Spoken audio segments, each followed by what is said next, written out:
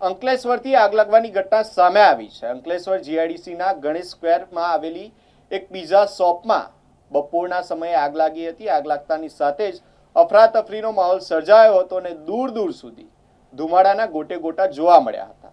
પરંતુ ફાયર વિભાગને જાણ કરવામાં આવતા તેઓ તાત્કાલિક ઘટના સ્થળે પહોંચ્યા હતા અને ભારે જહેમત બાદ આ આગ પર કાબુ મેળવી લેવામાં આવ્યો હતો।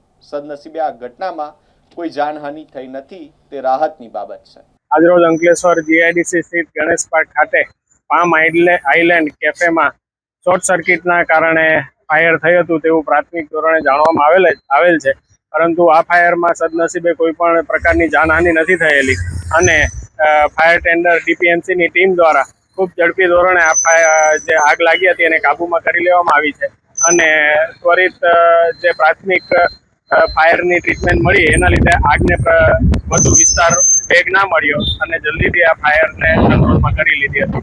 ફરીથી આમાં કોઈ જાનહાનિ નથી થઈ અને અંકલેશ્વરના તમામ ઉદ્યોગકારોને તેમજ વ્યાપારી મિત્રોને હું આજે આપના માધ્યમથી જણાવવા માંગુ છું કે પોતાની જે પણ કોઈ ધંધો રોજગાર કરતા હોય ત્યાં પ્રાથમિક ફાયર એક્સટિંગ્યુશર છે તેમજ અન્ય ફાયર સેફટીને લગતી સુવિધાઓ પોતાની સેફટી અને સલામતી માટે ઉપલબ્ધ કરે।